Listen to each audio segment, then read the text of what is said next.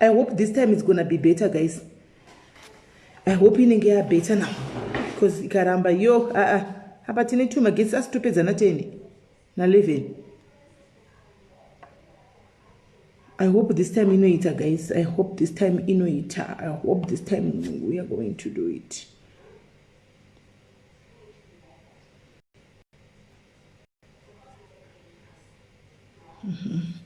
Inini murikundinzwa, guys? Murikundinzwa here, guys? Inini murikundinzwa? Toda kuti tingosvika pakufamba nenyaya. Why is it in zvinhu zvacho malive eusiku yanondinetsa ini? But ndo panenge pati vanhu vacho vanenge vafree. Saka yeshi pakatoipa.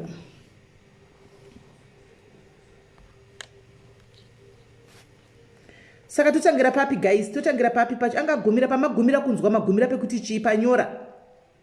Magumira here pemuroora anorohwa nyora kana kuti magumira papi pacho imini? Magumira papi pacho? Penyora here dzemuroora kana kuti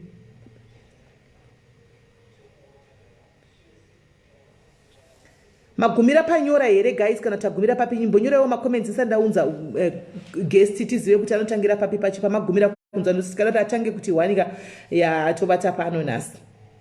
Tingarara pano kuzorara manje pana paite. Totangira papi, guys? Magumira papi imimi? Magumira papi pacho? Muri kundinzwa here? Can you hear me? Muri kundinzwa? Muri kundiwa here, guys? Muri kundiwa here?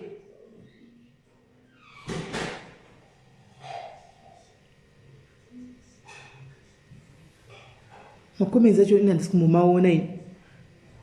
Kungoona pakanzi vanhu vari kuisa malove nemalikes but uyu penyora ipapo. Alright, right. Mapawo akapenyora. Alright. Let's hope. Shabo. Hello? Yes, Melly. Makumunzwa? Yes. Mira kutinzwa. Makumunzwa here, guys? Makumunzwa? Varundinzwa here? Hanzi sound bo. Ehe, right. Saka hanzi tatati gumirei panyaya yekuti murume vamwene vakati uya kumusha tipe murora tigare naye, ndo pavagumira kukunzwa ipapo. Ukaenda kumusha zvikanodinga. Tingotangira ipapo man'uri. Okay, ndakaenda kumusha kundopi kudzidzawo kunoenda kumunda nekunobata gejo. It was my first time because ndakakurawo mudhorobha. Saka ndagara nawo mai vaya ndokunditi isusu pamusha pedu kuti titambire muroora tofanira kumutsemera nyora. Handinauziva kuti ndedzechii because vakangonditi ndedzekuti ugare zvakanaka mumusha. Ini ndikangozviwo sekana zvinoitwa regai ndidini ndingodziswa nyora because ndanga ndiri mwana ndandisingazivi. But sezvinoiwo handina kunyarara. Ndakaudzwa vanhu vakwedu kuti emi pena ndiri kumasvingo ndakatsemerwa nyora on my left side kumusana. Nyora mbiri dziri kutsva kumusana. Ndobva vakatomboita argument kuti but why dzanga dziri dzechii. Ini ndikangoti handizivi. Saka mai vai vapedza kunditemera nyora kudaro, ndobva vafonera mwana wavo kuti auyozomutora ndofanira kugara naye. Ndobva auyawo murume atsvagawo 2 rooms kuMablane kwaRari. Ndobva anditora bva ndandinogara kuya nemurume wangu paya. Mukugara naye ndaitongonoti my financial, it was not okay because aienda kuchikoro achishanda apo, he has to look after me. Sezvinowo azoti ko zvakadii kuti ndikudzoserechi kwamai guru, which means sisi vangu inini. Ndinotaura nababa mukuru vasanondichengetera mudzimai ndichitsvaga basa riri right. Ndobva ndati okay, it's fine. Ndobva taenda kwasisi vangu. Ndobva svika bvataura nababa mukuru kuti ndakumbari muchengetero mudzimai apa until ndawana basa rakanaka. Because ndiri kuita izvezvo harinatsi kundipa mari. Apa manga magara pawakanodziserwa kwasisi vako iwewe manga magara makore mangani kana kuti mwedzi mingani? 1.5 years. Alright. Hanzi, alright. Saka nyaya iri pana guys kune vari kuti summarize hamuna kuinzwa vasvika leti Mancuve uyu anonzi Mancuve ari kutaura kuti izvo iye akaita pressure kumba handiti aita pressure kumba achikura vabereki vashayika so zvakabva zvamutuma kuti atizire ari mwana mudiki. By then she was 18 ndobva atizira mukomana naye haana kuramba atizira mukomana uya mukomana naye ndobva anogara naye amugamuchira but vabereki vemukomana ndevekumasvingo ndobva vamuti tipe mudzimai wako ambouya kuno pachiroora nditi pachivanhu bva mukomana naye atora mukadzi wake ndokuendesa kumusha saka aenda kumusha semwana akakurirawo mutauni zvokumusha azvizive akati agara kumusha achisvika vamwene vakati isusu muno muroora tinogamuchira muroora wedu nekuisa nyora handiti maona tinoisa nyora semuroora wedu mumusha saka vakabva vamutemera nyora mbiri kupi kumusana uko vamutemera nyora mbiri kumusana ndobva agara asi pasina nguva vamwene vakazochinja futi vakati kune mwana wawo uyo utore mukadzi wako ina ndichakwanisa kuti ndigare naye ndimuchengete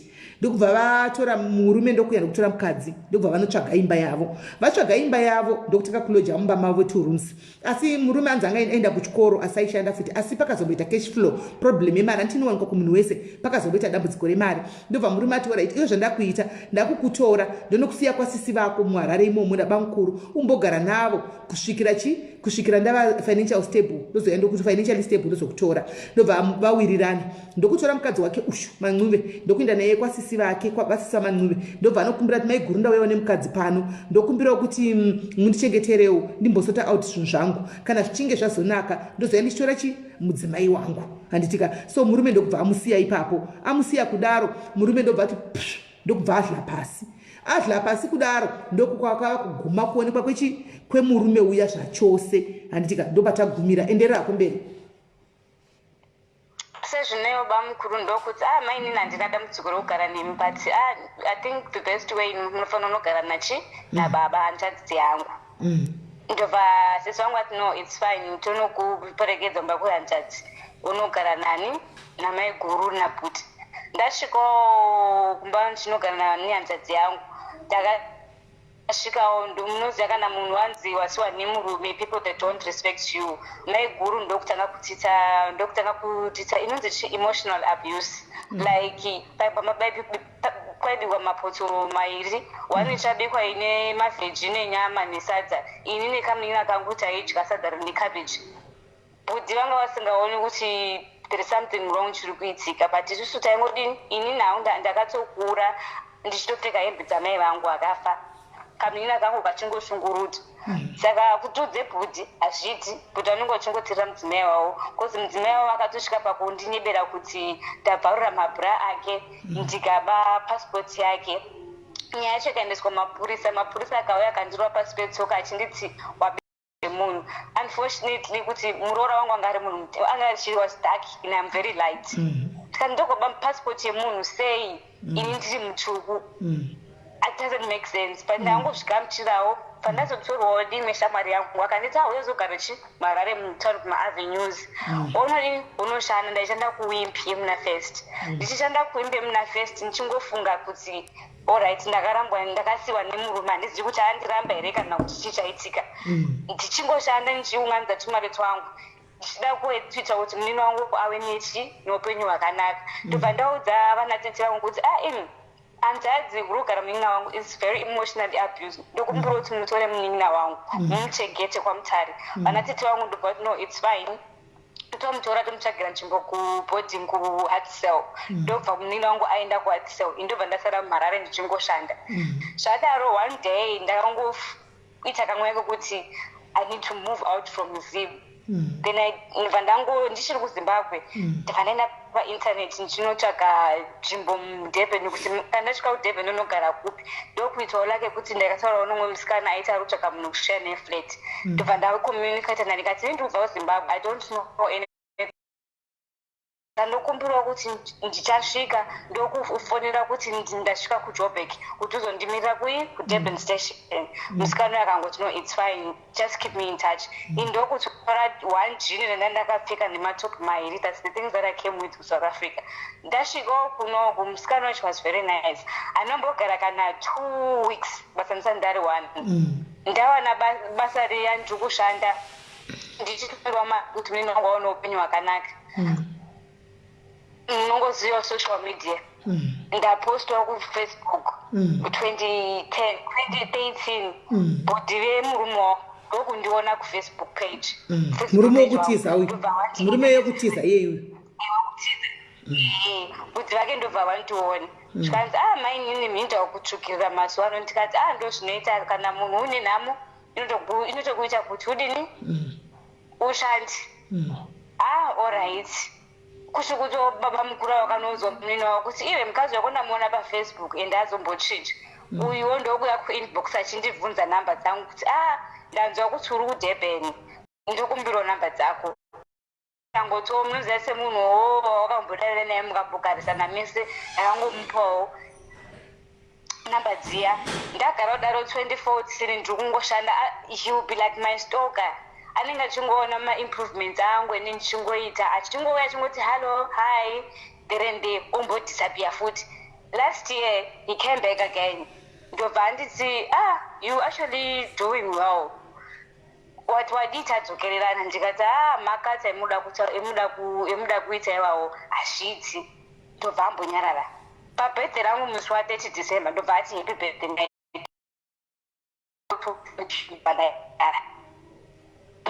May ndotumira futi message ndobva nangomuti kutaura chokwadi mbokunyebera ndoda muti penyu wangu but adina I need to know and understand kuti mai vakunyora dzawakanti ndedze andina mwana andine aletiba agani ndikubva kufeeling newoman saka it hurts me a lot tanongokumbirwa kuti I need closure from your mom kuti nyora dzavo dzanga dziri dzechi because I truly don't understand even ipapa situation nekuti iwewe nenini you never said it's over you just left me like that you never said anything like Majimana it's over but your action speaks louder than words for me I would take it with wakandiramba no zviramba kuti no but anombokuudza kuti it's over but nangoti no it's fine if you want to talk to me tofana tambotaura nyaya yamai vako murume uyu on Sunday this past Sunday ndakatogara mumba akandiwhatsapp tikati achiita confession neapology kuti I know ndakakukanganisa mukati muupenyu hwako and I owe you a lot ndokumbirawo kuti tidzokererane indangoti ini nakutaura chokwadi kudzokererana newe hatina problem but problem is going to be between our family members because some other people they need answers yekuti nyora dzakaitwa idzi dzanga dziri dzechi and the family yako inondigamuchira sani nezviti zvakaitika izvi zvenyora iye akati what I need to do I have to pray ndakagara daro husband ndokutumira $200 paworld remit ndikamuti unondisira mari ndati ndotoda mari hereini zvikanzi aiwa ndikuda kukuratidza kuti ndachinja paya ndanga ndiri mwana mudiki and ndanga ndisanda kuunderstand about marriage izvezvizvi I know understand marriage murume uyu kwawe wetokutaura nezvake ari best kuamerica izvezvi atoaunga black american mukamuona simeti ndikamuti ndichitojoka naye ndikati manje unorora rini mainini zvikanzi handinori mainini ini ndinoda iwe mukati ndakasiya kuzimbabwe ndikati why because it's been 16 years lesi wopa hasi bhubhu handiti hasi bhubhu yeyi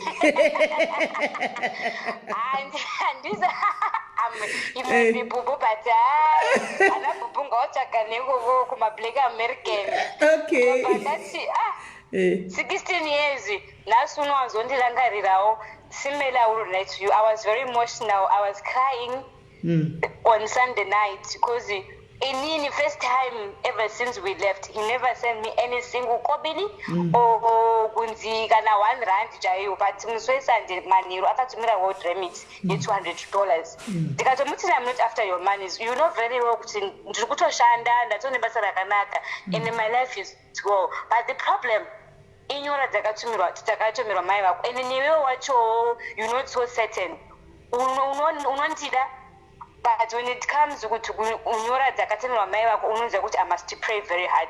Yes, I've been praying very hard. Saka uri kuntaura kuti murume uyu anambobvira akatokuudza kuti nyora ndedzei, anongoti namata. Anonditi ndinamati. Nyora idzodzo asati andiudza. Izvozvi ndakamirira phone call yake because we have to speak.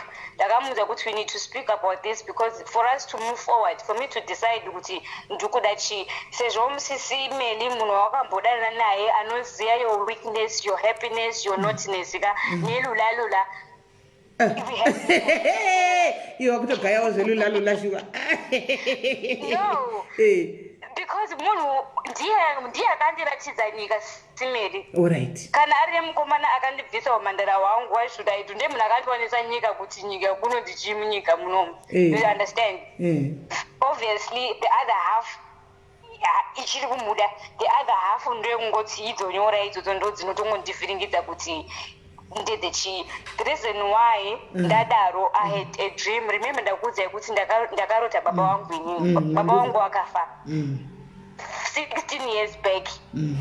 Baba wangu wakafa inini. Ndorota vari mubama wangu vari mubhokisi. Ini ndiri ndakarara pambedha, ndomuka pambedha pai ndonoti rega ndinoona baba wangu kuti wakarara zvakanaka here. Ndapedza poita kunga payard kugate kwakamira vanhu panze. Vanhu kwakaita mukadzi akanditi uyu mwana uyu ane mabhati anotoda kubatsirwa. This happened 2 weeks in my dreams. After 3 days ndorota zvomwe mukomana achindipa mari. Mukomana ari very stingy. Ongorekana ozondipa mari 600 rand. So neno zvakanditambudza ndosaka ndakufonera ndichiti ndokumbirawo kubatsirwa because I really don't know what to do. Saka iwo apa panoda kuti tikubatsire kudecide kuti woende here kubheki kumurume sezvo ari kuziva zvese kubva pakutanga akari yakakutanga newe zvese palula everything zvese tokubatsira kufunga kuti wodzokera here bheki kumunhu uyu kana kutoita mufoni. Iwe right ndambokubvunza question. Murume uyu panga akatiza akainda iwe wakamboita relationships here? I tried but they won't work.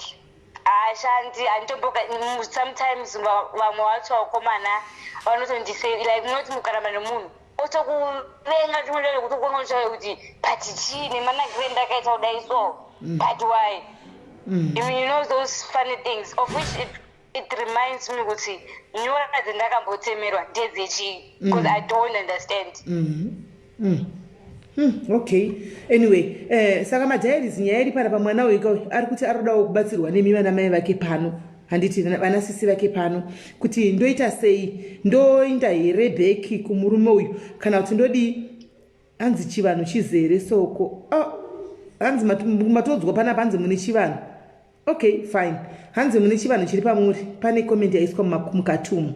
Right. Saka mwana uyu arida kuziva kuti oita sei inini ndambompo hangu pfungwa dzangu but ndakuzivawo kune vamwe vane wisdom dzakanyanya kuti dyo pano kudarika nditi ende futi zanhu marairanwa kuti mwana uyu oita sei, ogara here ari oga kopanyorapa odinadzo kuti azokwanisa kuti aite move on upenyu hwake kana kuti odzokera here kumunhu uyu murume uyu akadzokera nokwira ndege guys.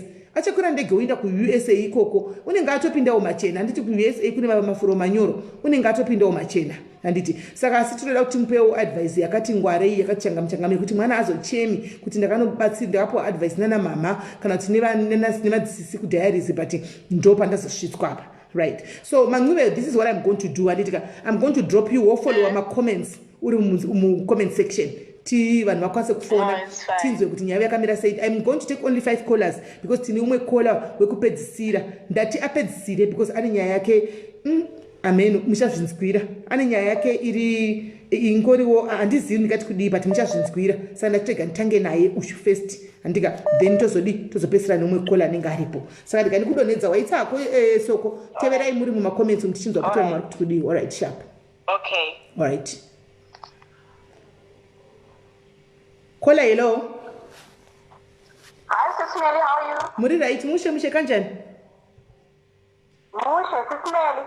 Munina wedu handizoti mukoma kwandiri here. 16 years munhu akangonyarara Sis Melly. Number 1 ndakufunda kuti amwena avachiri vapenyera amwe yekumasvingo embora.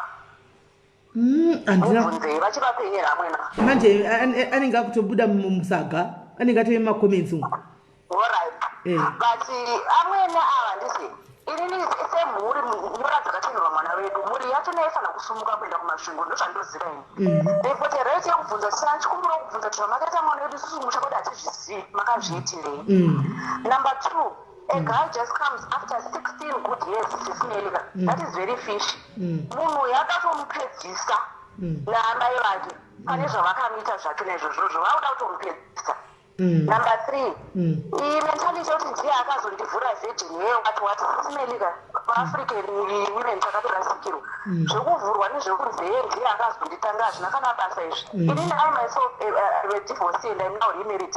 Ndakatozoona kuti akandivhura hapana chaitombondiitira panyaya dzenoise ndakutonyatsoita ndokuizwisisa nekunakirwa manje izvezvi inonzi no chinyatsosvika ichibuda nemunzeve umu zvekuti ndiye akazondivhura DFS hazvina kana basa. You don't hold yourself ransom over rubbish like that. Ngasiyane naye mari ngaarambatumirwa compensation yeheartbreak yakaitwa nenyora dzakaiswa namai vake but mbiye mhuri ngavasumuke vachinoda kubvisa kuti zvii zvakaitwa mwana kwavo because you are allowed kuti mubvise zvamakaitwa mwana kwedu ndo zviizvo zvozvo. Iye akuramba chiri namati arimo mugemu ratona rehuro ihururu. How can you do that mwana asiri wenyaswa? Ndo hangu mashoko angu yaya. Amen Sis Melly. All right, thank you very much. Thank you Cole. All right Sis Melly. Sure. Hanzi izvo kola apakapa pakuti makolzi anopinda akawanda ka1 ipapapa pakuti makolzi anoya ari gurususu kamwe chete guys. So I'm just going to take only 5 callers. I think anenge awana minjuro yake handitika 5 callers tikwanise kuaccommodata mumwe handiti only 5 callers handitika. So dei pakati gona kuuyawo vanenge vane ungwaru vane unyanzvi hwekuti vakwanise kubatsira mwana tinzoti nyaya icho inofamba sei. Hello ko Sisi. Sis Melly manube ndamudana katatu 16 years has lapsed asina kana kutaura newe asina kana kutombokuti mhoro azokuti mhoro iwe wonzwa kuti akuamerica manube wanakidzwa nezita rekuti america nekufungwa kuti watokwira ndege waona waenda kuamerica here mwana wamai wangu manube. Handione kumberi kune chiedza handione kumberi kwako kune chiedza. Ndichikuadvise hangu manube vazhinji vasikana kana nini ndakavhurwawo neakandivhura tikatosiyana kudhara zvinowanika nekuti ukanga wavhurwa nemunhu ukana kanochigiti ukamuona munhu anenge akakuvhura asi manube it's not a good idea for you to go knowing nyora dzawakatemerwa kumusana uku chaidzoka nanhasi hautomboziva kuti ndedzechii ndokuva kuda kudzokera futi ikoko. Aiwa is a bad idea ndozvandinongokutaurira wangu manube kana kuri kuda kuenda kuamerica mwana wamai yangu tsvaga imwe nzira yekuenda naye noti yemurumoke mazvita Sis Melly. Right. Ko panyaya yenyora ozoita sei? Because ari kuti she hasn't been lucky nemarelationship nenyaya ari kufungira kuti nyaya dzenyora idzodzidzi saka poitwa sei ipapapa? Nyaya yenyora yenga yakuda dai aine munhu wechikuru kana kumba kwavo kana ivo tete vake hanzvadzi yababa ndivowo chitofamba naye kana pane zvakaiswa panyora izvi handiziva kuti makore ese aya vambenge vari kufamba here asi ndiwowo chitofamba naye wepingudzwa kuti achadzokera kuna amai vari kumasvingo ava kuti anovananga huro i16 years dzakawandizvakataurwaka. I don't think it's a good idea. The gap yema years vakanyara it has been too long. Yatombouye kudhila naye iye anogona kuenda kunana politikata unobrekerwa maolders. Pane vaya pana makanga nereri pana apostoli vakanga vari pana nemusevemandero kuti pane hari avanoputsa hari. Saka anogona kuenda kwanzi AK here kana kuti IK ngamboenda kwana Bolt kaita nana IK yambonotsvagirekerwa maolders aona kuti zvinofamba sei asi yekudzokera ikoko inini hangu mweya handina kuona achidzokerera zviripo ndatoona adzokerera kuzodzokera futi kuDurban kuzostata afresh avhiringwa zvokuti yeah pakaoma. All right, thank you very much vakoma. At least she's there in the comment section ari kuzvinzwira regai tinzwa kuti pakamira sei. Zvakanaka. All right.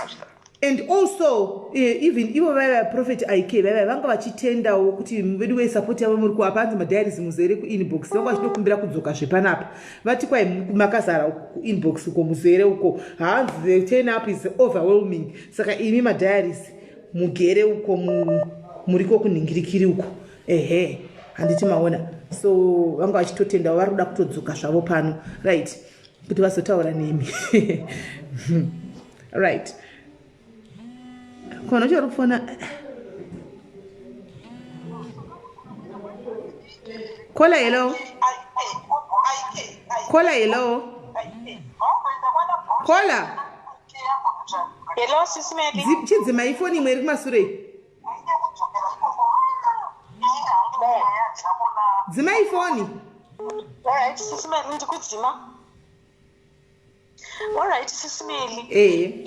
Panyaya yemunina wedu uyu Sis Melly akachemerwa nyora navamweni uyu. Ini ndiri kufungira kuti andogona kuva zvangu ndisina kunyatsoidzamisa pfungwa.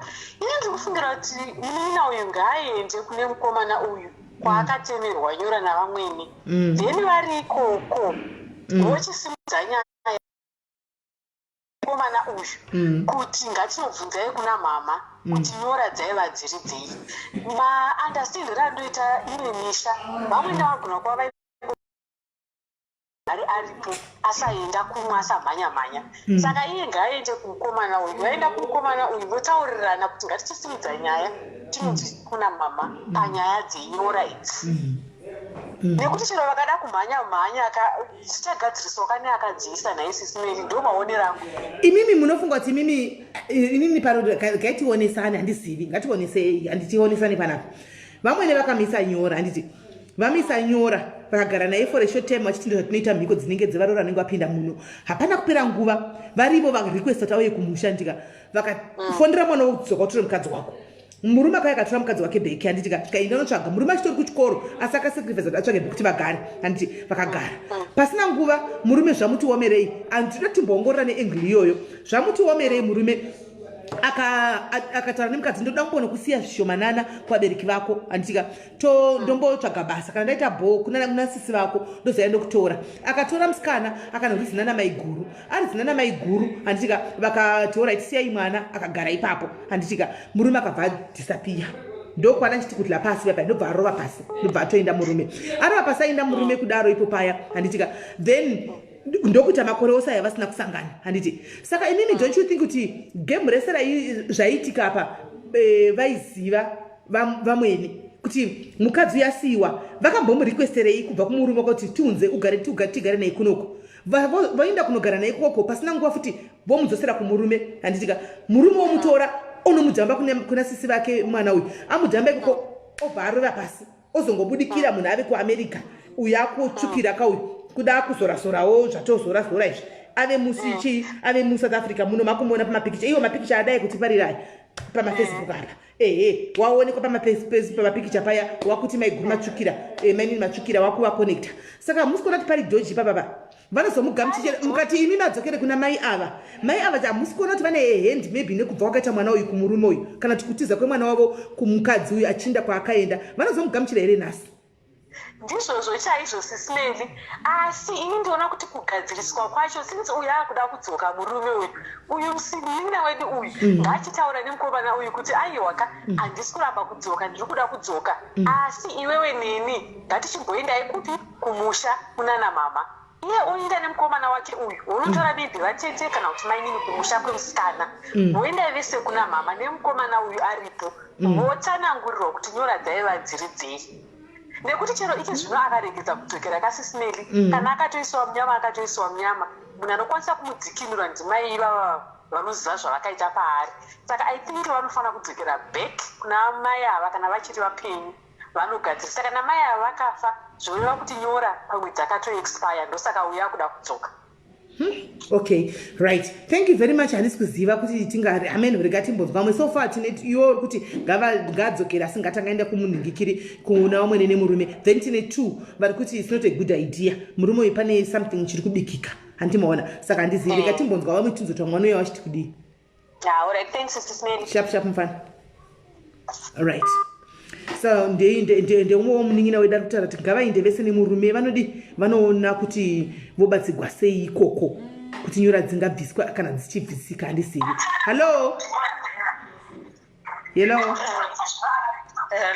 hello masora sei taswera maswerawo taswera ndikuda kubatsirawo pana munin'ina wedu uyu kana kuti mwana ari kutaura kuti mukomana akumuda kuti adzoke nguva yareba one tichitaurira nepanhoroondo yake yaari kutaura kuti akava nehope dzimweni dzenguva mwari unokubudisa pazvinhu zvakaipa kudzokera zviri kwaari asi ngaacherechedze kuti kana kutorwa kwaakaita pamwe vaitoda kutakudza zvinhu ndokuona kuti zvatadza nokuti ukaona uchitemegwa nyora kumusana vanenge vachida kukutakurisa pada uroi pada rushambwa kuzomubvisa pamwe vamwene vakatadza midzimu yake ndokumubvisa ichimuratidza kuti ona rufu rwakanangana midzimu yake yaitomutakanura dzimweni dzenguva unoita unge sewarambwa asi kurambwa kwacho kutori neupenyu nokuti izvezvi iye angafunga kuti ndiri kuda kudzokera kuri kubatirira pane zvinenge zvakaitika zvokutanga sezvataura baba vaya hazvina nendaa ngaaenderere mberi iko zvino vadoona kuti munhu uyu wotsvukira 16 years voda kumutora zvakare pada unodzokera vachibva vanomupedzisa kana kudzokera kuti taakuenda kunogadza vanhu munogadza vanhu akaenda kunomukumbirira kwababa mukuru kuti ndichengeterei mukadzi ndokurambwa kwakanaka kwokutoti vaitoramba vachibva vaenda zvino ukadzokera onoti wakugadza vanhu unopedziswa mwanangu unopedziswa nekuti iko zvino izvi hauzivi kwaabata pada ane mukadzi ikweko pada vanotobva vazongokupedzisa mazuva ano kwaane satanism inopindirana zvakare neuroyiwo astereki saka iye zviri kwaari kutoda kudzokera kana achinzi namata pada mukomana anoziva kuti musha kwavo vanoita zvavanoita zvavakamisa izvozvi zviri kupa mwari kutoshamisika kuti yeya mupenyu uchadzokera wasvika unoitwa dende pamwe atori nemhuri 16 years pamwe atori nevana ndemwe enguli iyoyo kuti pa16 years haana here kuita mukadzi haana here kuita mwana kana kutoti atoo neupenyu hwekutoti iwe unogona kuti ndoda kuinda america iamerica yamuvhundutsa ngaadzikame ngaagare pasi ngaanamate anonamata kubreka macases iwa kana varipo vamwe vanomubatsira vanomubatsira asatora zvakare mari yomunhu nokuti hauzivi pamwe mari iyoyo yauri kutora isimba riri kubva pauri pamwe utori chidhoma chemusha mavo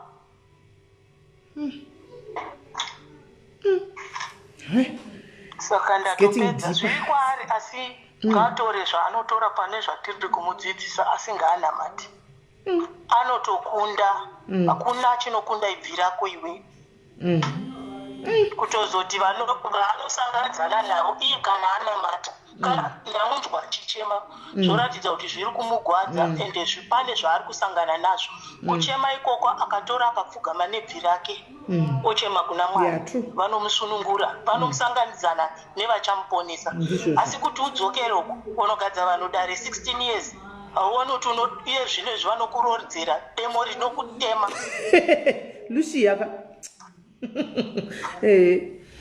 usekangu lusiya ko hanzi don't send your nudes even akakuti ndipewo manudzu usadombosenda nokuti iko zvino uri kupiwa mari 200 iwe uri kutaura kuti une upenyu hwako siyana nazvo ungaitora ugonakirwa inongoramba ichikudzokerera pandangarirodzo pamwe ndo chavakatoita kuti unoita chemutengo revhiri rengoro uchingotenderera uchitenderera vachingokutora vachikudhampa ivo zvinhu zvavo zvichifamba ngaanamate kana anamata achabatsirikana achaziva direction yekuenda kuti wodzokera kana kuti oenda mberi asi nekurwadziwa kwaari kuitawo zvinoona kuti zvinhu zvakamuomera all right, thank you mama maita basa, thank you very much. Okay, ndotenda. Thank you. Right. Tine one last caller tebva tapinza umwe. One last caller chete. Hello. Hello. Hello. Ndapinda pachirongwa. Muri pachirongwa. Ndakanaka maswera sei Sis Melly. Ndaswera maswera sei? Ndaswera hedu. Ndoda kukomendawo pamwana wedu uyu. Inini zvangu ndoda mbutanga paexample. Ndine bhuti vangu vakamboita mukadzi 1982 vakarambana vakazodzokerera 2018. What meant to be hazvidziviswe nemunhu. Saka iye she must follow her heart. Okay. But she mustn't leave her brains behind. What meant to be zvakamboita kuti vaparadzane ndisatani otherwise. What I'm saying ndezvekuti hanzvadzi yangu nomuroora vakarambana kubva 1982 vakazodzokerera 2072 vakaroorana kuchata muchato dore midosodo pasina kana nechirwere kana chii. What meant to be will always be. Saka it might be kuti ndo zvakatarwa naMwari zvenyora izvi haisi another thing zvinogona kunge zvisina kana nebasa rese zvokuti pamwe vaigona kumutyisidzira kuti asanyengwa apo kumasvingo zvokuva ndoziva kuti zvogona kunge zvichiitika zvaitira kuti asati gumbo muda gumbo panze otherwise zvichigorina kana nebasa. Ngati follow her heart. What I would advise ndezvokuti kana umwe wako ushida murume wako dzokerera sezikati the deepest. What meant to be would always be. Hapana zvinombokutadzisa mwanangu. Kana uchida murume wako enda, kana zvaramba ndizvozvo Mwari vambokurasira. Right. Powerful. Hameno nyaya mainzwa guys sauda tiunze second caller hanzi follow your heart because kwavo zvakaitika last caller ide vazopinda pa second gapa ningire. Alright caller yelo takutovhara ndime kupesera boss uda kunza umwe caller. Melly. Shi atuna kunza imwe guest kana aiwa. Aiwa.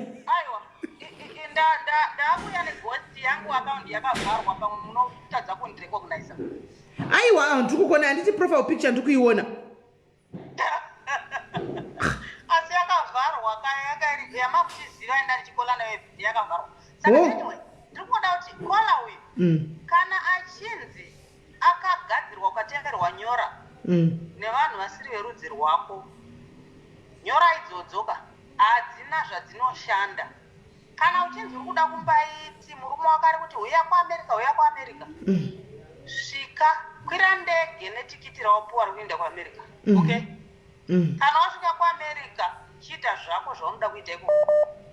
Ava vanhu vanoda kugadzira vamusha mavo hazvina kana zvazvinoita. Takabva neko tikagadzikwa tikavata tichichochonyegwa nana vamwene mumamusha tichangosvika tiri mateenagers tichirogwa tichitemwe gwanyora pamhanza. Asi hazvina zvazvakashanda nokuti havazi verudzi rwako. Okay. Saka kana uchinzi uri kuenda kuAmerica inda kumusha kwavo wakaisa mabhisikiti ako nemaorange juice ako mubheke. Kana panoryiwa paya nokora panonokorwa nemunhu wese wodzoka. Usapuwa ndiro yako wega wosvika kuAmerica kune murume wako. Kana wasvika ikoko zvese anything else zvichazoitika ikoko zvazvesimba rako nehuyu.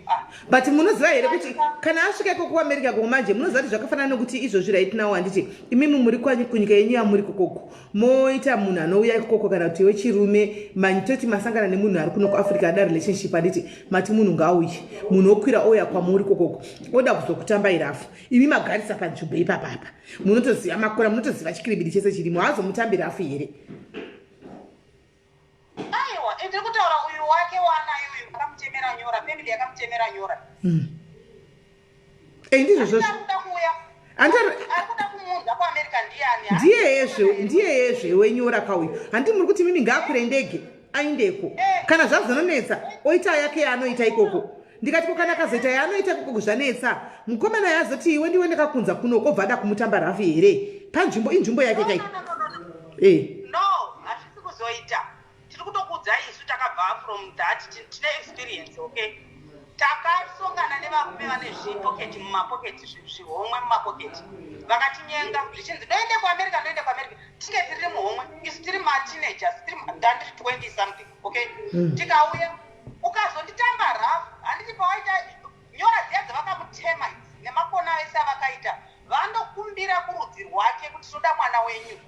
Akamutamba rafu asvika muno ndakatamba ndakarambwa rafu ndandiri 20 something ndiri muno muamerica muno, handiti munhu uya uyu wandandichitambana naye rafu uyo haasi kutambana narafu neni, uri kutambana rafu nemaancestors angu aakakumbira nechimushonga changa nacho muhomwe chandakasongana naye chiyachi, handiti ndochaakakumbira kuti ndoda mwana wenyu. Saka kana vakamutema nyora dzichibudirira vanenge vandokumbira kurudzi rwako kuti da mwana wenyu. Saka iwe usanyanya kuvhundukira nezvazvo. Kana makurwa muno indandiri katikitiki murume ari pamusoro panoti madiplomats nanani vese vanga vari involved. Tichifamba kuda kuti ino zvinotowa asi ndakangobudira because uya akakunyenga negona muhomwe achiti ndode mwana wenyu. Patinenge torwa payapa handizini ndinorwa naye kamwana kaye kakarwa naye, unenge orwa negona nemhuri yako. Dzinza rako akatema nyora achititembera nyora, nekuti havatemi nyora vachitembera kurudzi rwako nokuti havana rudzi newe. Vanotembera nyora vachikumbira kurudzi rwako. Vakakukanganisa wasvika muno vanenge vachibva nerudzi rwako noti newe. Asi naikola ndoda kubvunza hangu ipapa panyaya yenyora kuti kwai hadzishande vanofanira kutanga kukumbira. Vanhu vangani vanoenda kunganga izvozvi vachinorapiwa nenyora idzodzi dzipa asina kumboti kwai kudii kana kuti kudi munhu asingatozivi rudzi rwako. Ungosvika kutotemegwa nyora gumbo ranga risingafambi rotofamba ranga rakatsingiwa riya. Ranga rakatsingiwa? Inzi vanokumbira ranga rakatsingiwa kuti gumbo rako rizofamba vandokumbira kurudzi kwako.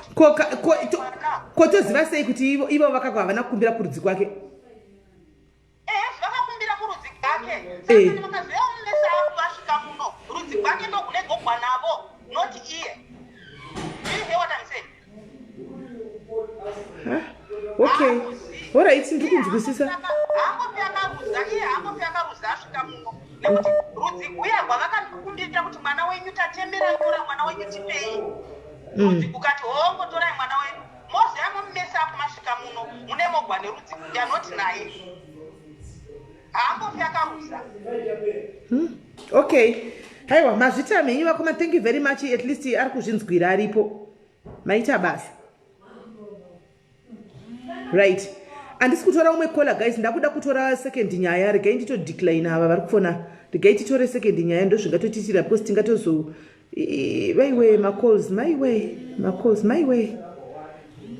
Vari kufona imbomirai katiunze second caller. Sure. Chimbomirai tiunze second caller guys, mozocontribute pa second pana second caller. Chimbomirai tiunze second caller. Nguva dzedu dziri kuti mhanya dziri kuti siya. Mirai tiunze second caller.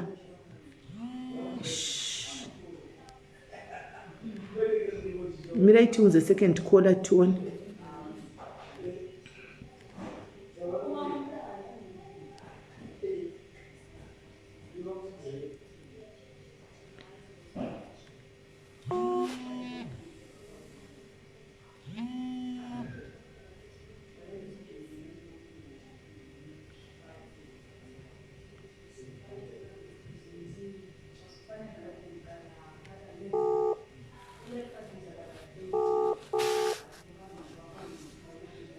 Hello.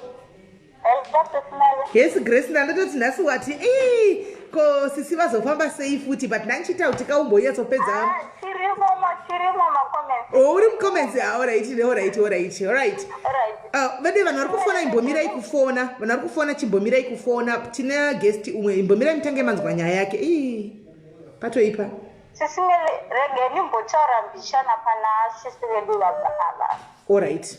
Ini ndofunga kuti azviite kuti vadzokere kumurume uyu nekuti 16 years makore akawandisa. Then panyaya yenyora ini ndakatombodzita Sis Melly kumusana handizivi kuti dzakabva kupi asi dzakaparwa dzikatopera. Okay. So ngavaende vanodziparwa dzinotopera kwete zvekuti hanzi ngavadzokere kumusha uko vanobvunza amweni ex amweni avo kuti ngazi semakazondisa andione zvichishanda. Alright. Yangu yanasi. Right. Tinokugamuchira zvakarewo pano pachirongwa pana paGrace ndositara takupa ndangosangana naGrace makomenzi yo saka ndabva ndangobasta rake. Grace pano pachirongwa nezivana.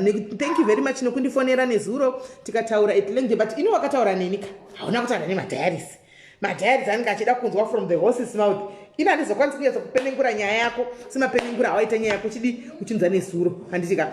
So here you are now handitika. Ndokumbira kuti umbomira kutanga wambokwidza my emotions kuti unyatsanangura nyaya yako because I know kuti nezuro wangu wakubatikana wakuchema wakudi and of course you are allowed kuchema kuchema nyaya yako nezvakaitika but tinenge tinewe handitika you take your time umbotora zvako mvura uchinwa right. Grace tinogamuchira pano pachirongwa tida kuti tudzowo kuti Grace ndiani ane makore mangani wotitangira kusure kwakatangira nyaya yako uchifamba nesu tiri pano tichinda ndiwe main guest yedu ndosaka tati tiipedzisire newe tiudze hako nyaya yacho. Alright, that's me. Sis Melly, Grace munhu akakura asingagari nevabereki vake. Chakwanisa hangu kunyatsotaura age yandakataura kuti ndakabviswa pana vabereki ndiri. Kuitira vanogona kuzondinhonga mumacomment section. Pandakatorwa ndiri mudiki ndikanogara natete hanza kuti ababa vangu. Ndanogara navo daro ndina ndiri mwana musikana pamba ipapo. Vovaiva vana vavakomana so. So one wacho ndakatanga kundimulisana nditori mudiki ndana nditori mudiki but zvekuti unengori mwana mudiki zviya zvine zvichingokutambudza wekubvunza wekuudza unenge usina kuti atete idzi tina siri close nawe ende munhu aityisa uyawo anga siri free. So chafamba ndave form 2 akazosvika pakundirepa. Mwana watete uyaya urikuzvitaurira again hapana ndambozvichengeta. Okay, iwe relationship yako vatete pawaigara kumba kwavatete ava yanga yakamira sei navatete vako hadzadze baba vako? Munhu aitotyisa nandisiri close nezvoti nandiri open naye handisiri palevel iroro munhu aitongotyisa. So zvadaro ndave form 2 pakazonyatsokwanisa kunyatsondibata handina ndakakwanisa kuudza upenyu huchingofamba chingodaro. Saka akakubata ka1 here kana kuti airamba achingokubata? Ayo ipapo zvakaitika hamwe chete. Then tagara futi handama ndakakwanisa kuudza ndave form 4 akandibata pike chitu Sis Melly ndakaita pamuviri. Mwana watete vako that means muri maine mwana ka? Amene mwana. Sure. So zvadaro handiamuno ndakakwanisa kuudza Sis Melly time yacho ndandine chakwanisa kutora nzvimbo yandaigara so ndakazobva nzvimbo iyoyo ndikaenda neimwe nzvimbo ndikandotika ndiudza uchishamwari yangu kuti ndiyo nyaya ndasangana nayo. Kufunga ndadatowo kuma3 months handina kuziva kuti inhumbi yandine nengoti kamwe kurwara nekuti ndairutsa yelo so ndaifunga kuti kamwe mazhanje anandakadya nokuti yange iri nguva yemazhanje yaya pasakaitika. Mwana watete uyu aive nemakore mangani pakakubata uri form 4 apa? Ndava 82 zvakaitika 2006. Okay, yeah, because remember we've got tina lawyer watinaye panapa mumacomments tina lawyer watinaye pano and lawyer uyu she's going to come ne Friday ane show yake pano tina lawyer watinaye chaine Friday panapa kuti muzo zvese zvamuda kubvunza kuna lawyer aripo achatimirira pano padiaries. So ndatomutinini andondokumbira atange nasi anzwisise nyaya iyi kuti ichafamba sei achazotaura zvake naGrace kuseri but right now andakwanisa mutsanangurira nyaya ndati angofollowawo mucomment section ozoona kuti tinoitanga pape tichidii but tinaye panapa ari mucomment section right handeitinzwe. Ndakazonoudza shamwari yangu kuti ndo zvakaitika kune imwe nzvimbo. Shamwari yakati ini ndaita mwana mudiki kereka ndikuperekedze kumba kwamaiguru wavo wati vanogaro kusedi kuno ndopa akanditakura akandiperekedza ina handakwanisa kusvika ndichitaura chinhu ndiakakwanisa kusvika ndichaze achivaudza tete vamai vangu ndopa akavaudza nyaya iyayo avaudza vakati nyaya iyi inhangu handiikwanisi ndaita mudiki pairi ndichati umukire kumusha nokuti vabereki vangu vaigara kumusha ndopa vaigara nemwana wanzadzi yavo ndopa vakati imi mainini chitorai mwana mbiita sei mende naye kumusha kune vabereki anotaura kuti munotaura kuti ndosvi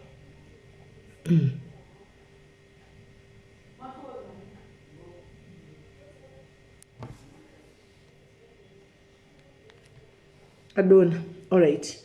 Adona regain to take kumfonera beki tuone.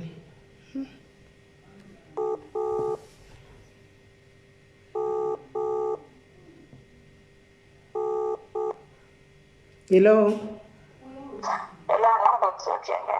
Nyanga yakati. Wanga wapa kuti mva kwanza izvo ngauinde kunogara naamene vamwe kwenda unogara navo.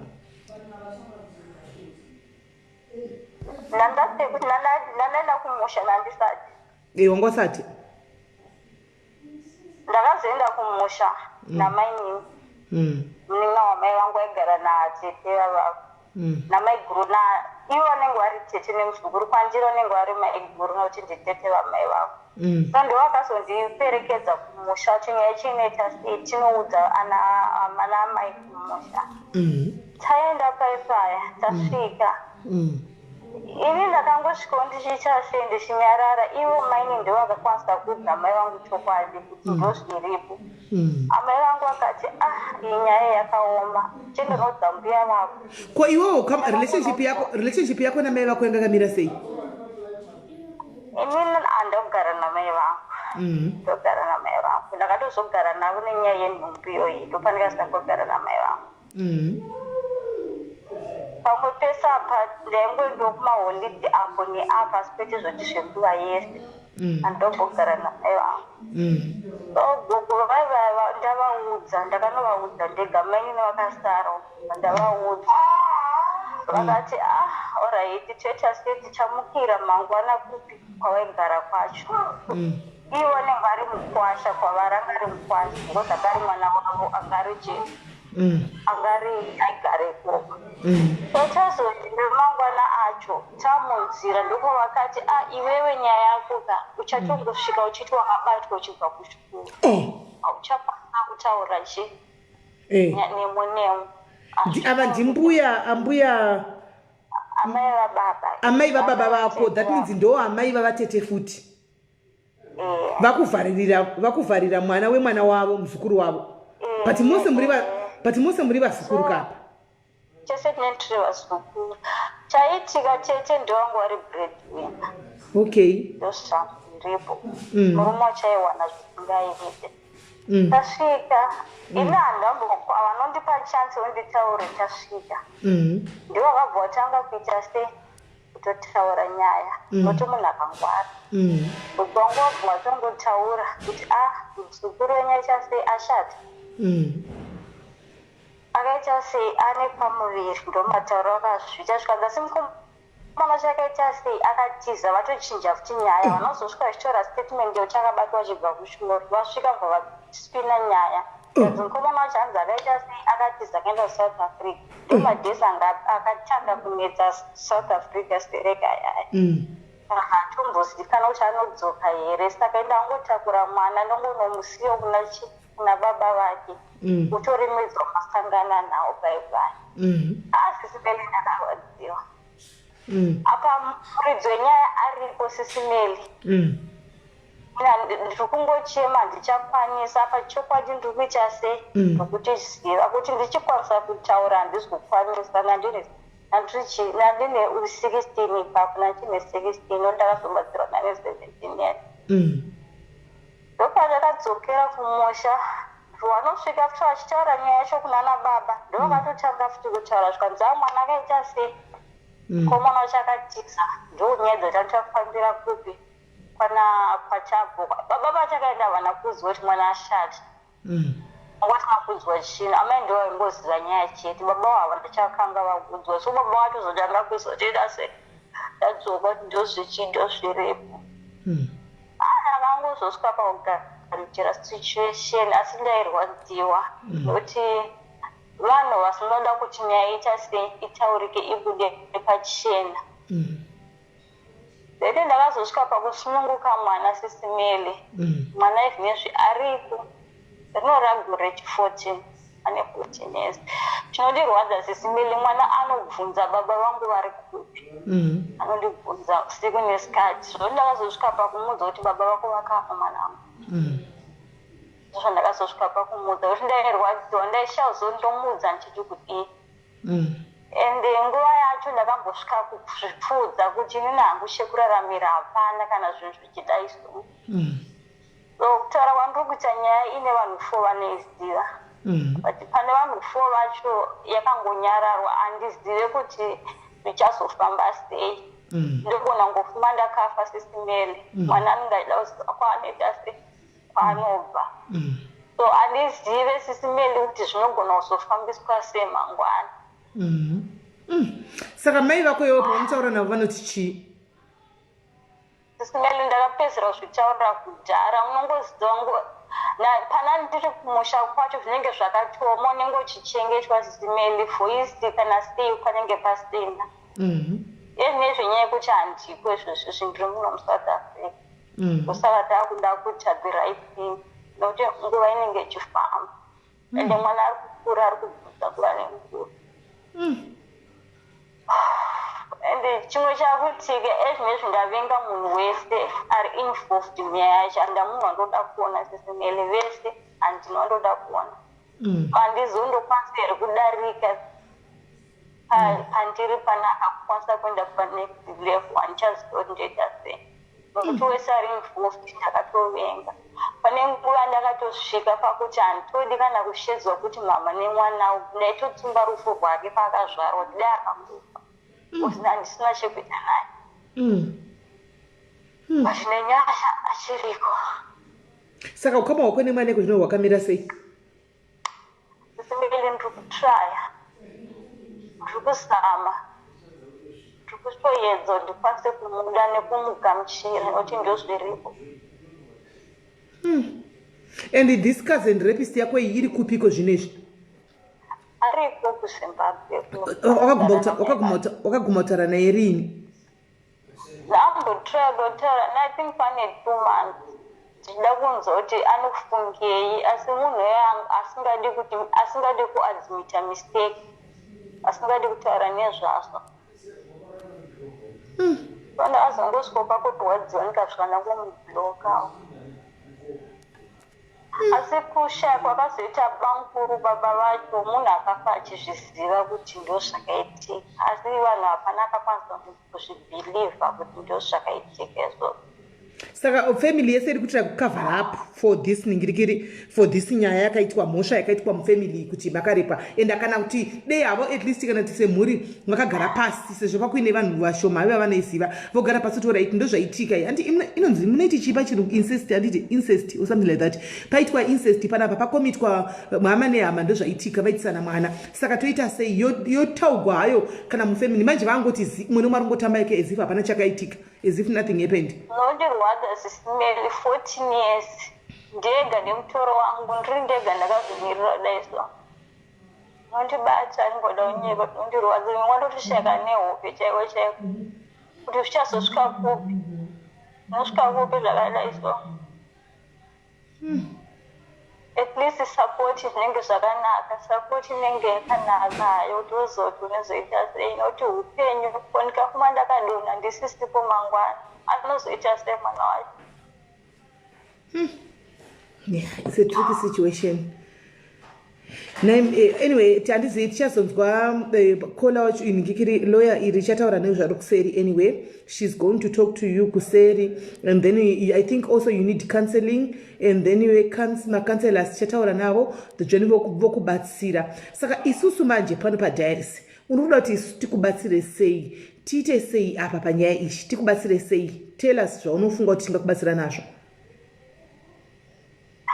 Melly chishuwo changu ndechekuti ndachikukumbirwa hangu kuti ndikwanise hangu kusimbiswa ndidarike bridge ndidaridzwe pandiri panapa kuti ndikwanise kunatsogamuchira mwana uyu nerudo nekuti zvinhu zvakatoitika ndikwanise kubvisa ruvengo ruri mukati mangu nekuti munhu wese sesimeli ari involved wese hapana kana ndinoda kuona mwana akafanana nababa vacho mwana ndakaona mapictures ake nababa vacho nezuro hazvitobvunzwi guys hazvitobvunzwi mwana akafanana nababa vake zvokuti ndakanto dei pasina zvokuti mutemo unenge wakuzoda proof chaichayo iri solid inobatika papasitomborina kana dna hapana nedna but anogona kungotanga kuda kuomesa musoro pane pakuzongodiwa dna handiti kuti mutemo wakwanisa kudi kuti zviwo nyaya yacho iholde handiti maona so nyaya yake ari kuti anokumbirawo kuti abatsirwe kuti ade mwana ushu zvakare panyaya yekuti pamwana apa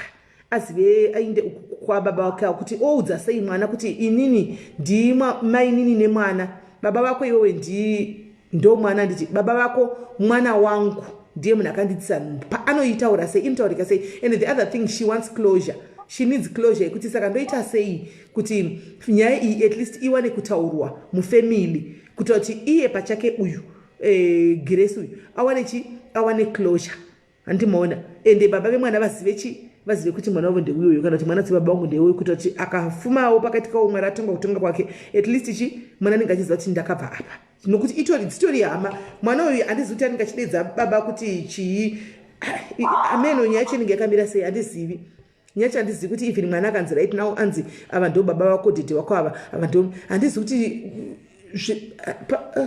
panofambiswa sei ipapa handisi kuziva ihama kaidzi ihama dzese dzakadai so isekulu yehama apa pana tete nemwana mwana watete mainini nemwana handitika vaitsana mwana saka mwana wacho anenge achinzi chii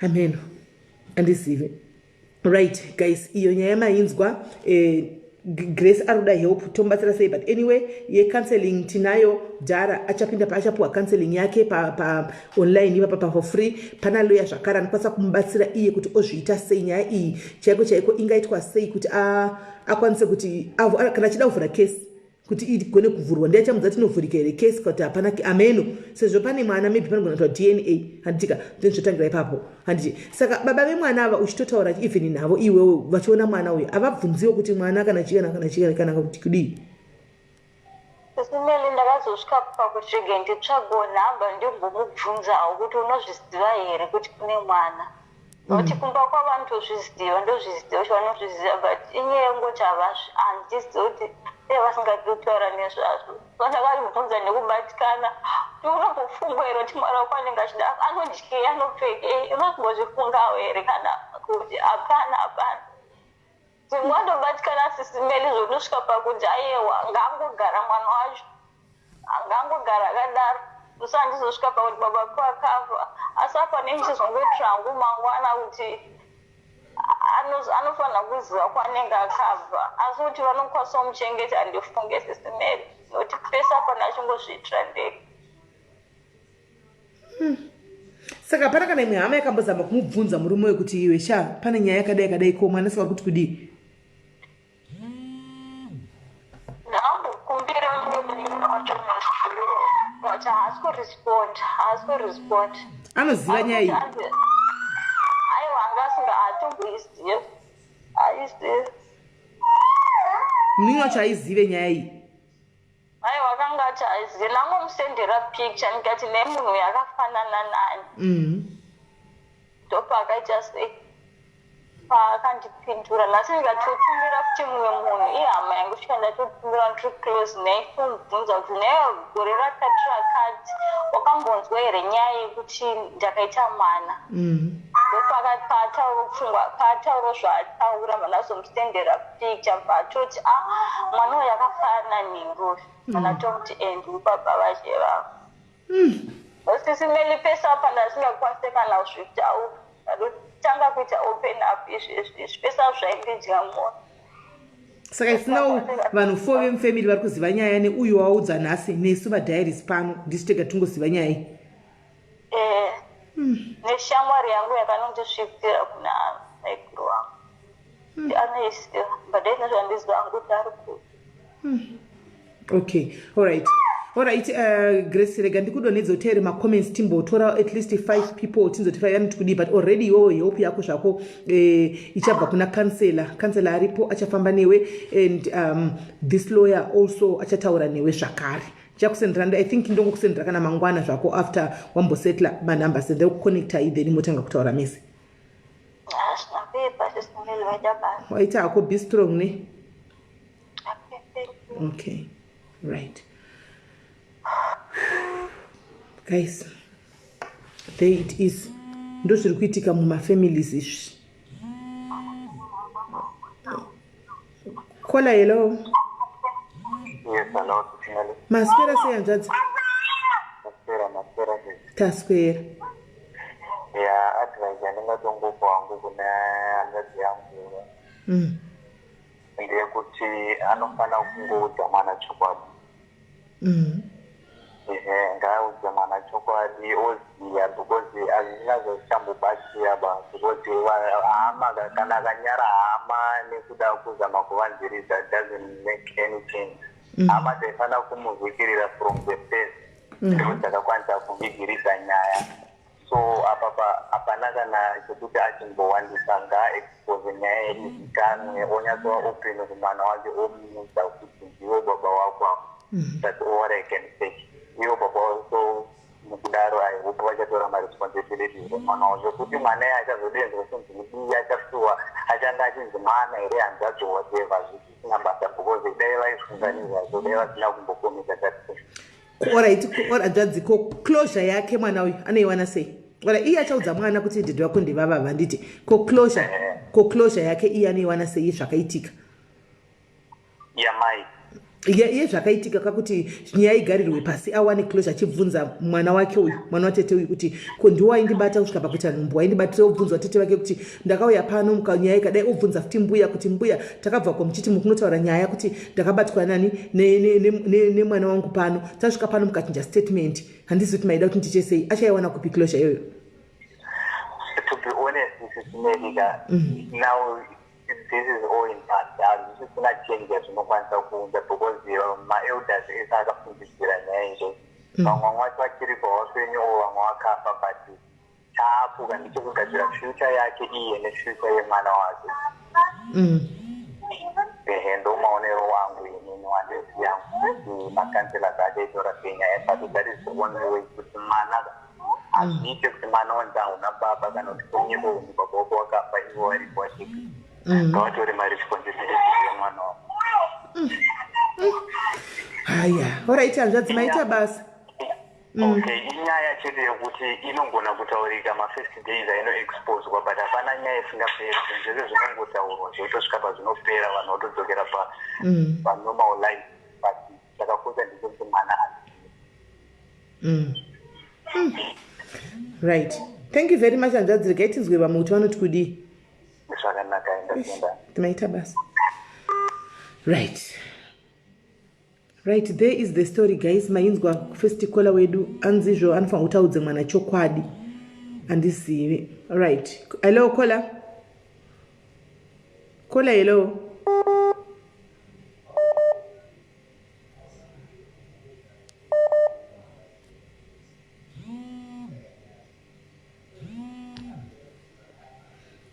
Caller, hello. Hello, Sis Melly. Maswera sei? Well, I'm so sorry, Minya, Heidi, Grace. Wherever you are, I'm so sorry. But chando konongo kudza chekuti. In life kune zvinhu zvatisingakwanisi kuchinja. Kune zvimwe zvatokwanisa kuchinja. Like in this case, hausi kukwanisa kuchinja your past. And you are bitter over your past. And ndinogara ndichiudza kuti my friends angu kuti bitterness ingura inodya simbi yakaitakura. Amen. Meaning kuti ari kupera ndiwe wawakatsamwira havasi kupera. Ndizvozvo. At the same time kune futi vamwe vanhu vari kushuvira kunge vaine mbereko asi havana, asi iwo wakawanirwa nyasha, no matter the circumstances une chipo chemwana. So my advice to you is, the first thing is forgive yourself first Because as long as usati wazviregerera iwe over zvakaitika mulife mako, you are not going to forgive vakakutadzira. At the same time, you're not going to forgive as in to accept mwana wako. Iwe utori ne-experience yekukura usina parental love, and you still want that same experience to happen to your child. And pane zviro zvakaitika kola ari kuzvipa mhosva, but in essence iwe hauna mhosva, you were just a minor. So what you're supposed to do right now, I understand wakati wakazvara mwana une 17, mwana ane 14, it means watone 31 years, wato munhu mukuru. So what you need to do right now is to man up and confront vanhu, like izvezvi mwana ane 14 years, mwana wekuti unokwanisa kugara naye pasi uchimuudza, hauzokwanisa kumuudza exactly how you were abused, but kusvika wasvika papoint yekuti baba vake ndeava, mwana aukwanisa kuzvinzwisisa, aukwanisa kunzwisisa why you did not open up all this time. I believe mwana apa zara riri kunzwisisa. At the same time, just confront mhuri yekwatete yacho nevazive kuti wasarudza kubuda out of your shell. Because years wakanyarara is high time to come out of your shell. And at the same time, try to accept mwana wako azvichatombochinja. Atova mwana wako, you're not even doing justice to your child. In as much as you are bitter, you're not doing justice to your child. Because mwana uyu zvakaitika haazvizivi, anga asipo, ende zvakaitika kwauri iwo, you never applied for it. Zvakatongoitikawo. Saka accept what happened and man up and focus on your child and focus on starting afresh. Because as it is, it means uchaita ma-challenges even ekuita ma-relationships because you are a bitter person. And the bitterness attracta zvinhu zvakaipa zvega. Saka if izvo zvinhu zvoda kuzanga kureflecta in your life yako ka life yako yakazara ma-heartbreaks, life yako yakazara ma-disappointments, life yako yakazara ma-setbacks because you are a bitter person. Kamagnet bitterness kamagnet kari kukweva debt. So that's the first thing. Forgive yourself first. Then move on, approach mwana wako mudze zvakaitika, approach baba wemwana mudzoti you don't have to ask for kuti achengete mwana or what. No. Ngaangoziva chete kuti mwana aziva kuti ndiwo baba, zvekuti incest kana kuti chii zvakatoitika izvo hazvichatombodzimika, zvino zvatopa. Kola, are you a counselor or what? A professional counselor? I wouldn't want to say the professional, but in the industry, mandoshatira. Because ndaona vanhu vakwana tabvumirana apa panyaya yebitterness yawataura ka inyaya yakatokosha yatondibata-batawo kana neni handitiona inyaya yakakosha stereka. I think munhu wese mukungorarama ka and what you have said is true kuti the more you are walking around carrying that hatred kana bitterness ka it's destroying you. It's destroying you in the price. It's not destroying the next person. No, it's actually destroying you. It's a lesson I don't see way papa. Thank you very much, Kola Waita. Very wise words. Panapa. Thank you. Okay, so all right. Have a good day. Okay, bye. Powerful. Right. Okay, it's starting to tell you 3 more callers teams we kuti vanotochi. Kola, hello. I don't know. Right. Chafana big. Ataura zvine udzamu very soft but zvine udzamu chaizvo. Hapana vamwe vari kufona here vari kuda kupawo advice to only 3 people. We just want only 3 people tinde kugara mumba tinosapota vamacheso. Kola, hello. Hello, Sis Melly. Maswera sei? Taswera hangu maswera sei Sis Melly? Ndaswera. Sis Melly ndarwadziwa chaizvo zvakaitirwa uyu Grace muupenyu hwake. Nekuti akaitwa zvekurepewa, akaitwa sei chezvino ari kushaya kuti oita sei nekuti mhuri haisi kumusapota kuti mwana azive baba vake.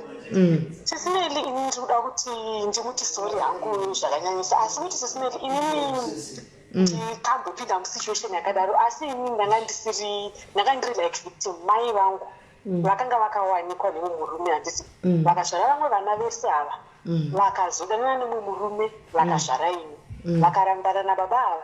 Inini vakanditora vakanondichengetesa nambuya, ndakakura ndichichengetwa nambuya kumaruzevha kumashanyi ndichitambudzika. Handina kuudzwa, ini ndaingoti baba vangu ndivo vamwe chete neni nehanzvadzi dzangu nanasisi vangu ava. Zvakaitika Sis Melly ndakasvika pakukura, ndikasvika pakuti ndaigara ndakanetseka ndichisimba baba vangu da kutsvika baba vangu ndasingazivi kuti havasivo. Ndakakura ndikasvika pakuzowanikwa Sis Melly zvezvokuti unongoti kutizira uri mwana mudiki zvinenge zvichingometa ndikawanikwa ndikazvara vana vaviri Sis Melly ndisingazivi kuti baba vangu ndevapi ndaingoenda kuna baba vachi vandakanga ndakangoziva vevamwe vangu ava vakanga vakazvarwa vana ndakasvika pakusvika 20 Sis Melly ndisingazive ndakazonyeurirwawo nevamwe mai ninawo mama akanditi aiwaka mwana wangu kwauri kuenda uko uchiendesa vana ikoko uchinopengera ikoko kwawakaroverwa kwakusimba kwenyu Sis Melly pandakatsanangurirwa kuti baba vako ndevapi ndakada kuponda mai vangu ndakaenda ndikati ndinokuurayai ndakabata demo Sis Melly kuti vandiudze nekuti upenyu wangu hwakatokanganisika kudhara apa ndanga ndakura apa ndiri mwana musikana nokuti dai vakangonditsanangurira kuti aiwa mwana wangu pandakakutora iwe kana kuchingirisa kwana mbuya uko iyi nyaya yakanga iripo yanga yakamira yakadai Sis Melly saka ini ndiri kufungidzira kuti uyu resu ngaudze mwana wake chokwadi nguva dzichiripo kutaura kwandiri kuita ini Sis Melly panguva iyoyo ndichiri kutotambudzika mai vakazofa but ndakaudza baba wako ndakazovabvunza ndakavakundisa ndakanditi baba wako ndiani ndakazonotsvaga baba vaya ndikaona baba vaya hakusisina vakanga vatofa kudhara saka mai havana kundipa that privilege yekuziva baba vangu tichiri vachiri vapenyu ivo mai vakafa baba vavo vakanga vachizonzi ndevangu ava vakafa vangu chaivo vakafa Sis Melly apa mhuri yandanga ndichiziva hakusiko kwanguko kwachona kwangu chaiko ndakazongoita chirindi Sis Melly ndikangosimuka ndikangoenda ndichitsvaga ndikanoudzwa kuti ndikanovatsanangurira kuti nyaya yangu yakamira yakadai vakanditambira vekoko kwangu chaiko asi nyaya iripo Sis Melly zvindakamira ndakadai nditi ndiri kumhuri yangu yandisati ndaudza kwandakakurira uko havazivi uku kwandakaenda uko vakanonditambira ipapapo kuti ndichitanga kuudza vana kuti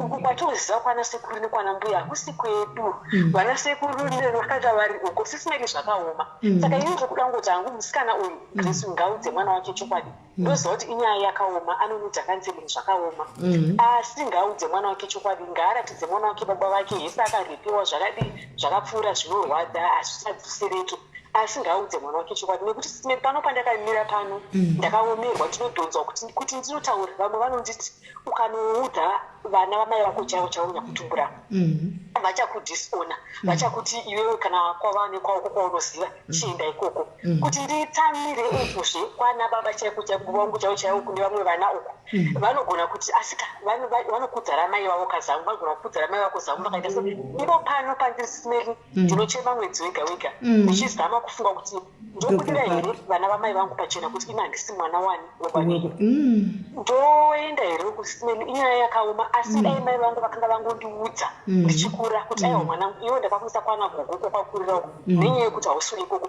pamwe ndingadai ndakakwanisa kuona baba vangu vapi kwete kuti ndanichangoenda ikoko saka Sis Melly ini ndinoda kuti kuna Grace handina zvakaona zvandingamutsanangurira but ngaudze mwana wake baba vake baba ava uyu ngaudze mwana wake baba vake kana baba vake vabvuma kana vakaramba but mwana ari kuita seakuziva mwana haakuri ari murima ipapo pasindi Sis Melly vana vangu vakura ndinoshaya kuti ndovatsanangurira here kuti airoka vana sekuru vamunoziva hakusiko uko ndikokoko izvezvi ndinochema mwedzi wega ndichifunga kuti ndoita sei vamwe veukama vasara ava vanenge vachinditi iwe enda kudzinza rekweyo chaikochaikwaniti vamwe vanonditi aiwa zvino kana ukadero usogobetsere baba vako vakafa kudhara ava baba vakafa ava mai vakafa ava vako vakakura navo ava vachakuti chienda ikokosvo handisi takura wavako wako kaiko chienda ikoko saka Sis Melly nyaya yakaoma asi kuti ngaudze mwana baba vake mwana ngaaende kuna baba vake kunovaona avazive akura achiziva kuti mai vangu vakapika nechakati handiti ini mai yangu ndofunga chandoza kuti vakatadza kundiudza nenyaya yekuti vakaita zvekuti vakanyengwa nemunhurume vakaita nhumbu yangu pandakavabatira demo ndichiti nditsanangurirei baba vangu chaivo ndaudzwa kuti baba vangu havasi ava handiti vakada kuramba ndikavaudza kuti ndinokuisai demo vakanditsanangurira yesi chizvo zvakaitika pakuti vanga vasingawani bonde pana baba here vakazohura vakawana chiinini vakatadza kuzvitambira kuti vazvinditsanangurire kana kuti vanditore vachindisa ikoko handisi Sis Melly saka Grace ngaaudze mwana baba vake baba vachona ngavaudzwe izvi zvekuti akarepiwa kana achikwanisa kuti vanoopena kesi here handii kuti zvichaitika here kana kuti zvichibudirira ngazvitiki asi mwana ngaudzwe chokwadi ngaudze mwana wake akura 14 years Sis Melly vana vakuundastanda upenyu ngaamutsanangurire apa anenge achirira saidi remwana wake iye yakewo iyi ngaisovhuwo yakamira yega asi ngaitire nyasha mwana wake amutsanangurire chokwadi mwana uyu ati azvinzwisisa mwana kana achida kuenda kwababa wake kana asingadi zvava kumwana kana akura achaita decision yake ya newayo chete mashoma iwayo Sis Melly asi ini ndaida kutombouya pamwe Sis Melly kakusendera ini friend ndichida kuudza nyaya yangu kuti ndoita seiko Sis Melly I'm torn between the two but Sis Melly Grace ngaudze chi ngaudze mwana baba wake I think kola watokura chitokogarako kwako kugarira ikoko nei guys ndikunyepa kola pane pachuchi watove nevana vako watokura kudai sewakuda kuenda kunotsvaka nawo mababa vasinga vamadza vasingazi gara ikoko kwakachengetwa ndokumba kwenyu uku kumwe uku hakuna kana basa uku watokura uchaita chimwe kuziva ndi unoziva ende wakasvika kukakudza kuti but iwe garira kwawakakurira gara ikoko maita basa Sis Melly kuzozozvikanganisa waona vako kuti aiwa kachibva kuno kwandi vanotsvaga hama dzako chibva uinde kuhama dzako uchiwaka kuhama dzako svika kuti aiwa baba vako vakafaisa tikwanisi kuti tiite zvinhu zviri kuodi petangogarira kwauri hako kutori nani maita basa Sis Melly the answer in short Grace atoita waita kuti ndikwanise kufona kuti ndowanewo answer yangu ndozvandofunga alright kola thank you very much thanks Sis Melly right asarigwa nei how many callers to one caller andite we are only left with one caller tinzwe another caller wekupedzisira but anyway tichaona kuti ikola iye wachachasitaura nemakanselas kuti ambokanseliwa kuti ari kuda here kuvhura case kana kuti haasi kuda kuvhura case handiti right vakoma muri sei ndiri bobo kora brandi nemukama kungoti Sis Melly chero muri vana vakoma haimi I don't want to waste your time. Grace yekuti ngaudze mwana baba vake I agree ndingaswere ndichitaura zvataurwa nevanhu kudhara especially first caller ataura uyo anenge counselor which is quite good. I went through the same thing yekuti ndakabatwa chibharo I think ndakabvitaura ndaitaura zviku ndakabatwa chibharo mwana mudiki arikuti inini ndakabetserwa necounseling pandaibetserwa pachina necounseling ndaiudzwa kunzi first forgive yourself because you were a minor wanga uri mwana hakuna zvekunzi kana kuti ungokatadza kucheka ndosaka wakabatwa chibharo ungokadai so tanga wazviregerera iwewe zvitsvage kwauri vaitonditi tangira pa8 years because inini childhood yangu kana kuti ndakadziswa zvechikuru if I can say kuti ndakarepwa nemunhu angari over 16 inini ndine 8 handiti angari 21 actually ini necousin futi saka nikubva ipapo ndainzi chitangira pa8 years it doesn't make sense kana uchiudzwa nemumwe munhu like nini ndingoti tangira kana kuti pawakubva pawakabatirwa chibharo ipapo uchienda mberi tichaga kuti that little magumbo yauya womutangira ipapo give a hug do this kana uchizviudzwa nemumwe munhu akaita senika hazvimake sense but ukanyasoona munhu anyaso kukansela like she needs counseling, proper counseling, professional counseling Grace owana vanomukansela wobva naye ipapo iye ozvigashira first forgive yourself. It's not your fault. It will never be your fault. Nyango deno wakataura kwapera makore akaita say it will never be and it will never be your fault. Kuti wakabatwa chibharo. Love yourself. And gashira mwana wako. Gashira mwana wako. Kana nyango musoro mako ukatoti hana baba, it's okay. Musoro mako ukatozvika kuti hana baba, it's okay. Nyaya yataura yakada kufanana again nemwana wangu inini mwana wesister yangu wandakasirwa sister yangu payakashaika akarepwa nemwana watete nemuzukuru watete hanzvadzi yababa wangu ka muzukuru wake mukuru akarepa mwana womunin'ina wangu inini ati nawo iwani anditi saka uyu munin'ina wagara namai vangu uyu muzukuru muzukuru watete aigara futi namai vangu achichengeta baba anditi akatanga kubata mwana wangu uyu aine 12 years akajairira kuabhuzwa ikoko akatanga achidzinyarara akajairira kuabhuzwa ikoko kusvika akutozvifarira anditi patakazozviona kuti ndozvakaitika mwana akazotaura kuti ndiye akandibata chibharo handiti obviously ihama and everything tikaenda kumapurisa kusezvinewo munhu angatojaira iko kubatwa chibharo kwachona ikoko anga kutoona sezvinhu zvakaita zvakanaka.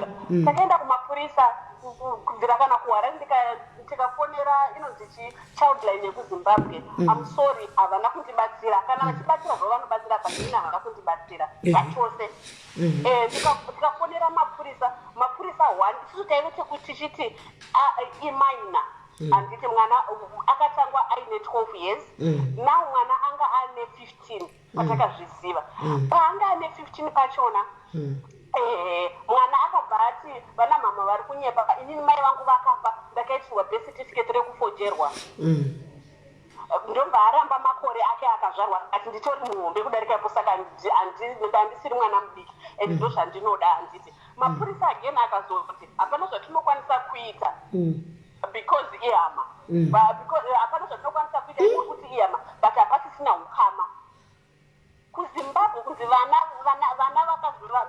hanzvadzi yangu nehanzvadzi vana vavo zveshuwa kunzi vakutoitana vana mukadzi nemurume zvakunzi havana ukama zvinomeka sense hazvimekeke sense saka ni mapurisa yakashaya basa zvakanzi hapana ukama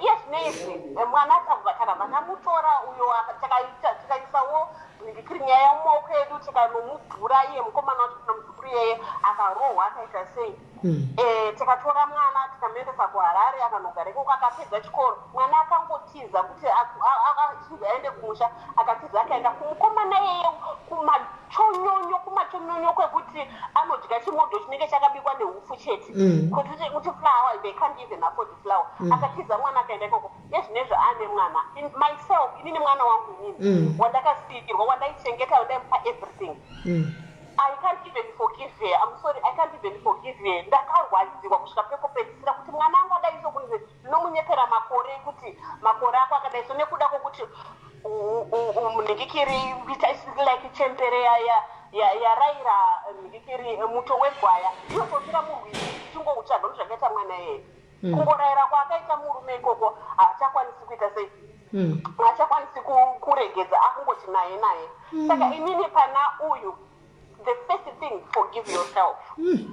Forgive yourself, love yourself. And unozowana mukana wekuda mwana wako. Iwo kana usati wazvita, how can you get love? Unoiwana kupi love yachona yekushare kumwana. Hauna ndoro unokwanisa kupa mwana nekuti wasikwanisa kuzvida iwewe. Wasikwanisa kuzviregerera iwewe. Zviregerere ukazviregerera ugozozvida iwewe.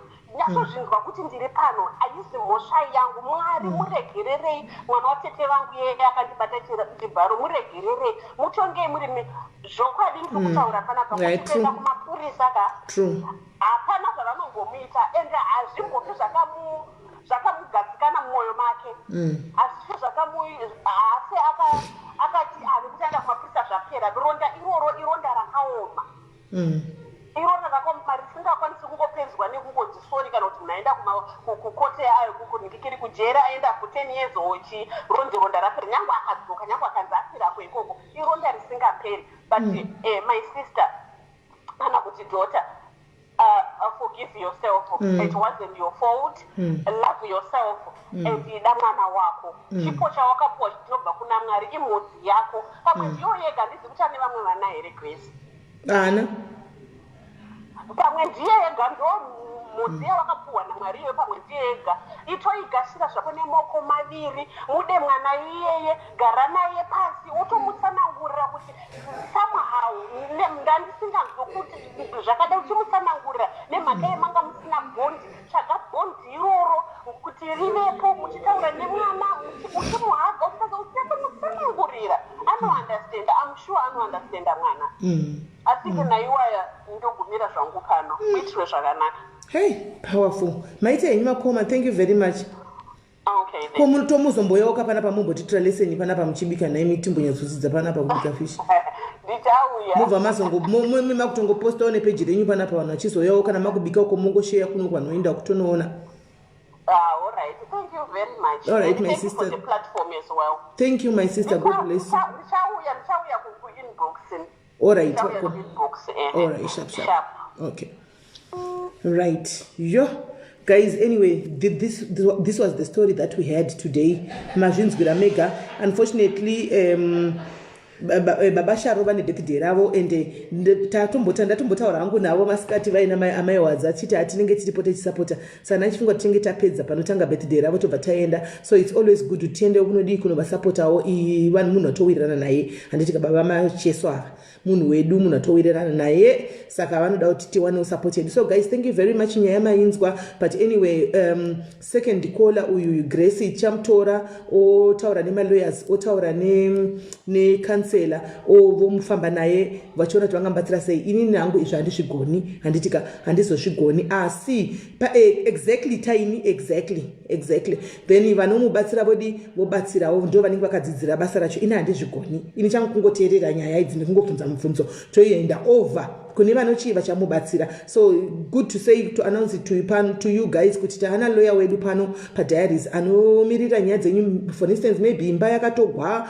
hausi kuziva zvakafamba sei iriko iri kudii she's gonna be here handika munongomubata otokuitirai zvinhu zvacho zvese anenge achishanda nesu pano padiaries panapa handitika vanoti nefemi yavo kuharare kuko handitika and things like that. Kana uine zviri zvedivhosi zvana baba vakatiza uchiziva pavari and things like that, all this paperwork handiti vanokubatsira then vokufamba newe all the way through vaona kuti munobatsigwa sei handitika saka musagara makangochengeta zvinhu zviri mumwoyo musingazivi kuti zvichafamba sei. Guys, uyai kuinbox kwangu, share your story and there are so many untold stories about these rape cases. There are so many untold stories about macases akangosiyana ari mukati mekufamba. So zvinonzi problem talk this problem half solved. I hope and understand kuti izvo zviri atinokutaura kwava toitawo kudai so kwave zvatove nani mukati memwoyo wavo handitimaona. So guys, ngatisangane zvakare muchikamu chinotevera tichiendera mberi. But ndadzidza kola yayo yakansela atibatsira singaiti atsaura shoko rekuti bitterness. Sometimes tinoita bitter kunaona tisingasivi to the extent yekuti bitterness it ends up yakushifta kuita hatred kutopedzera wavenga munhu usingasivi wasina basa naye. Apa andibata ngikola ndidi kunyepa andibata ngikola yayo because abva kuti changari kutaura neni because sure unenge kutosvika pakutofamba wakatakurana nesi hatred mukati mako kuti unoziva ndizvo zvekuti takutsvagirana zvakaipa takuitana zvakaipa takutoita anything is possible kuti toda kungotedzana kuti mukuru ndiani anoona is hatred inenge yatove mukati bitterness yawaibuilda yakura yave hatred and then maybe later on unogona kusanga kuti but zvandakaita paya ashishande. So I hope tisatadi twanzwisisa guys, tachengeta tabatawo zvinobatika batai zvisina basa modire mosefawo zvichidi zvichirasikira kura handitika my inbox yangu is always open. Come to my inbox, call me. My number iyoye phone is 064. It's a public number. Ndine private number yangu yandinayo aisikami nevanhu. This is my private number, my public number. Ikuti munhu wese anongofona apa achitaura inyaya yenyu eningi. Pana vamwe vari kufona apa pane chichatinofona pamalive chimbudzi ichi vachifona pachimbudzi ichi vachiisa mameseji apa. Guys, phone iyi handi izvo zvaimona ndatoidzima saka ukafona ukatumira meseji yako apa handiione because ndinongoilaita chete musi wekuti takuita show pano ndio musi ndongoishandisa. Haisi personal number yangu chingori chidhura chenhamba chekushandisa pano palive. Saka mukasenda mameseji pa071 yandoposta ikai message yenyu truly speaking handidzione because haisi phone yangu handingaiti mafoni matatu. Ichi chinongori chifoni chongori neWhatsApp chinongofoniwa nevanhu tichitaura pano then personal number yangu handitimaona. So yeah guys, vakuisa nyaya kuWhatsApp uku musaisa nyaya kuWhatsApp uku handizvione uku handitika. So guys, ndozvandangotitaura nemorera zvakanaka morera munyasha handitika musakangane tikofu kiloko manheru kune zvinoitika muchadenga natikofu manheru kune zvinoitika musarare watch a movie do something tikofu dzikati ngo kune kwatichasangana kumweya ikoko kumusoroko tichinamata handiti tichisangana ipapa tichibreka masvingo eJeriko tichibreka walls of Jericho handitika. Saka mazano ndosaka muri kuna tiri kutambira kuzvi12 kuti tiri kutozoti zvedu kuvata after 12 handimaona. So guys, make it a habit as well kwamuri. Mwari wakuitira zvakanaka, God bless you. Tosangana zvakare nemusi Friday, musasare. Handisiri ndiye ndiripo, pane munhu anenge aripo. Imi musasare chete, uyai muzvionere kuti what is going on. Thank you very much and bless you. Take care.